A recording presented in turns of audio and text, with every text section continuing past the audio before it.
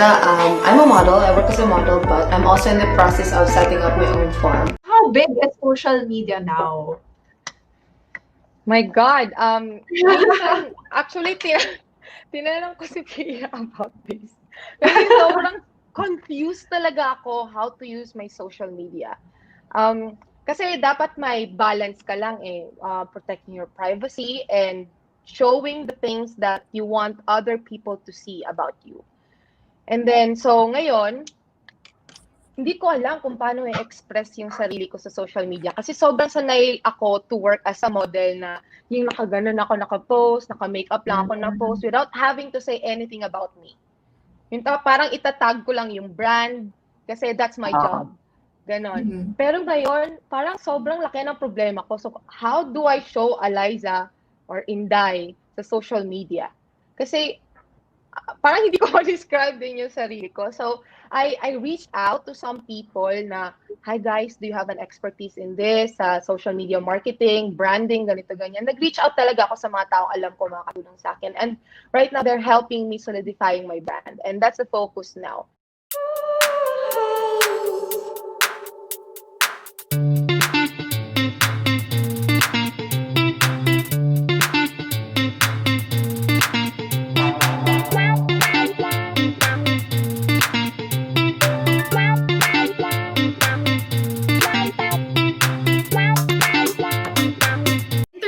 Advocacy. Can you tell us a bit more about your advocacy for Miss Universe Philippines, and then how you also talk to us about your passion for community? And I've been seeing your social media, you're super active even with the pandemic going on. Tell us also a bit more about the work that you've been doing.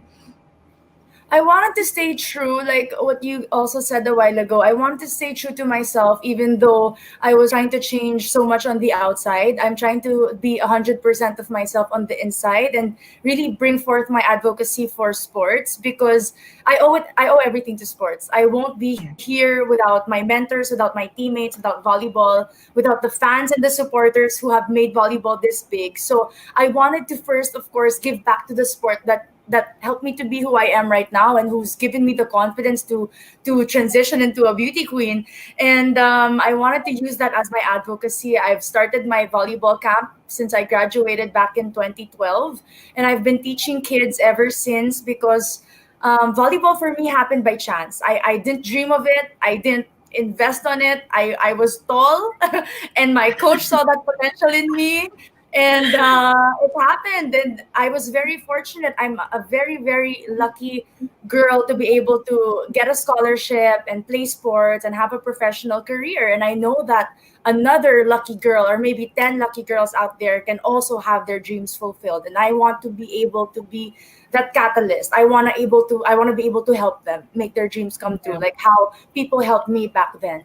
So that was my first advocacy. That was my first dream when I joined the beauty pageant. I wanted to merge those two worlds together and hopefully bring more attention to sports, and just to show everybody that it's possible to transition from sports into beauty pageants. And those two worlds are so powerful in itself, and if you join them together, you can make history. And it's just amazing what things can happen when you unite.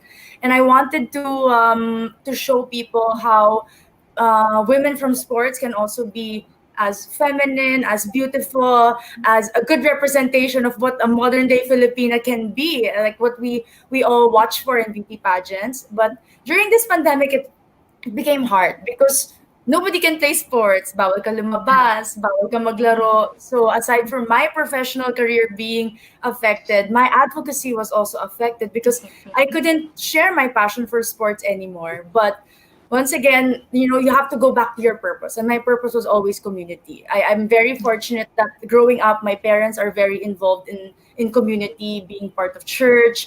My dad also had served as a public servant before. So I grew up in the midst of community. So that's why I feel like I'm very fortunate to have everything that I have, and I want to be able to give that back. So I always find ways to be able to help. And that's why we started Your 200 Pesos in the midst of the pandemic. And we repacked goods and distributed relief goods all over Metro Manila. And it's been a different experience altogether. I learned a lot. Sobrang dami ko natutunan. I met a lot of people throughout that whole experience. It was hard, definitely. There were times that I was so scared and so tired. Pero nakakatuwa pag nakakita ng mga taong talagang nangangailangan and they're very thankful. So all those smiles, all those faces that we see along the way, they kept us going. My boyfriend and I started that, si Aldo.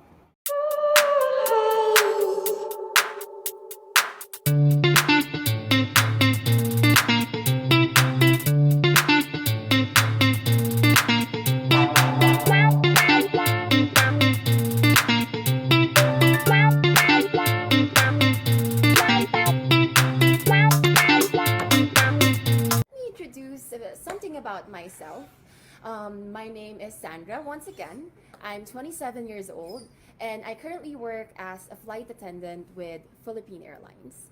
Aside from that, because of the pandemic, I also work as an English tutor online with Engu. The only difference between these two jobs, pag flight attendant ka, you get to talk to the passengers who are culturally diverse personally.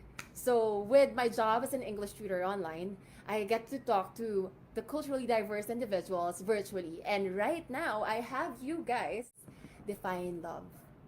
Love is something that should be given and never asked for. Love is something that we should see eye to everyone and we should offer to anyone around us. And this is something that should prevail specifically right now that there is a pandemic. We should share our kindness and hope to everyone so that those people who are having a hard time, they would feel the love that God has endowed in us.